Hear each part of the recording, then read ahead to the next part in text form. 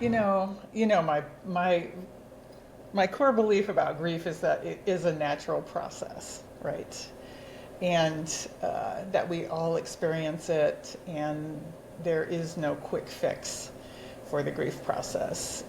We can't go around it. We can't jump over it. We can't. We just have to go through it. Uh, and I think there are some things to be aware of that might be helpful in the context of what you're speaking to, Whitney. But even before I go to that, let me ask you, why did you think you needed it? What really was happening for you that spoke to?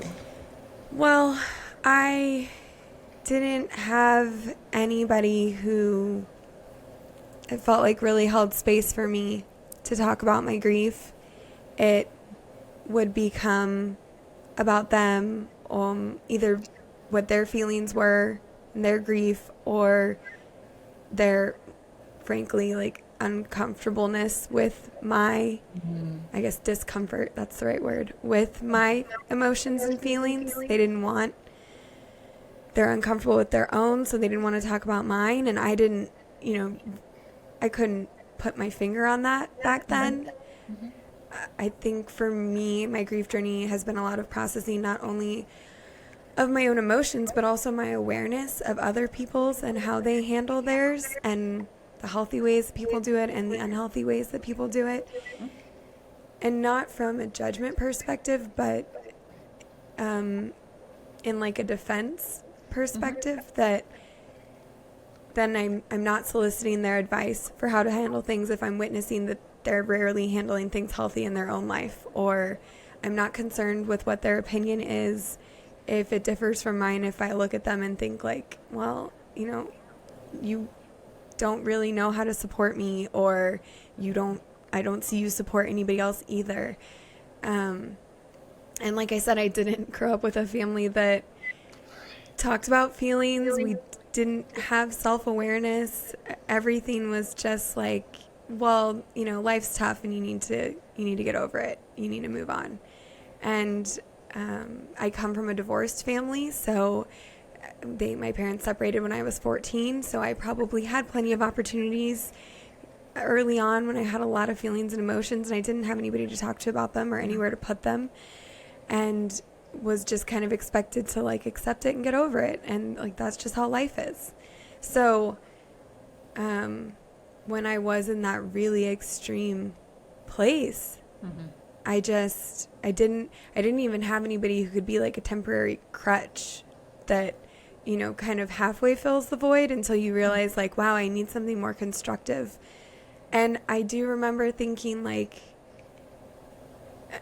at some even minimal, like even if it was only 2% of my being at the time, but there was still that 2% that was thinking like, I need to figure this out. I've got to find a way to make it through this. And I didn't know how to do it on my own. And so I needed, and I mean, you were one of like many resources. I read a lot of books, and I eventually ended up doing EMDR therapy because, I guess I say this about myself, and then sometimes I think like, wait, did I have an official diagnosis? Am I supposed to have an official diagnosis to say this? But I had, PTSD. I didn't sleep for the first year, that at least, after Orion died. And I was terrified to go to sleep, and I like wouldn't even lay down in my bed. I just sat on the couch and like watched TV and tried to numb out until I finally like couldn't keep my eyes open anymore, and I'd fall asleep for a few hours and then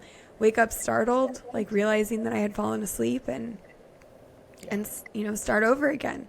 So I was not at all in a healthy place that was sustainable long term. But So you're identifying quite a few of the. But that was also really extreme, and I don't think that that's the only case that a therapist could be beneficial. So what about the people who are like Not as extreme. going back to work? I mean, I was not leaving my house for a long time. I was terrified to be left alone with Maverick. And then finally when we, did get to a point where probably about the time that I started working with you that I had to start taking some responsibilities, because there's just everybody else couldn't stop everything to, be there for me. Like my husband at the time had to go back to work, and my mom moved back, and my sister had to go back to Denver. So I had to start like driving Maverick to go to preschool. But I mean, that was it. I drove him there, and then I came home for 3 hours and then went and picked him up and drove him back. I didn't do anything. I didn't talk to anybody. I was I insulated myself. Right. So I think that's one of those indicators, is when you notice you're really isolating yourself. Grief is hard to begin with, and when we isolate too much, it's just going to get exacerbated to the extreme. But I think often when we're grieving, that's what we feel like we need to do. So it's, how do we find the balance? So yeah, and I think one of the other things that because of the culture we live in, that people don't give us very much time for grieving. It's, you've been doing this for 3 weeks, and as you spoke to early on, I'm not comfortable with your grief anymore, so like take it someplace else, please, or stop doing it because I'm uncomfortable with this. And so I think one of the great spaces for counseling and therapy is an opportunity for people to know, I can go and talk to somebody, and this is so important in the grieving process. I can talk about it over and over and over again until it starts to lose some of its intense, high feelings, and be able to start functioning in my life a little bit better. Yeah, maybe I am going back to work. I've certainly known many grieving people who do return to their jobs fairly quickly after the death, and they're functioning, but they're not functioning usually anywhere near the level that they had been functioning at. And often they don't care. They've sort of, don't have a lot of motivation to do this. I don't really care that I'm here. All of those kinds of, when you notice those kinds of things coming up, I think those are really great, reasons to sort of think, maybe I could use some support. If you're feeling terribly overwhelmed in a way that's getting in the way of day-to-day living, and you're not doing what really needs to just, not getting up, making dinner, and taking my kid to daycare, doing the general things that really need to happen. Not sleeping is another good reason to is another good indicator that maybe some counseling might be useful or helpful. Feelings of I have no control over my life, and just the big changes that keep happening that we have no control over. Feelings of shame, feelings of guilt, intense guilt. You sort of spoke to that a little bit when you were talking.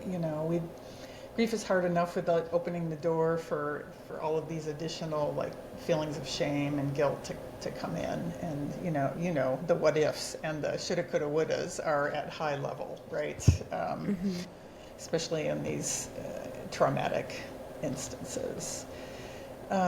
So just having somebody that I can go talk to that person and they are going to listen and hear and let me tell my story as much as I need to, as often as I need to, and I don't have to worry about, burdening them.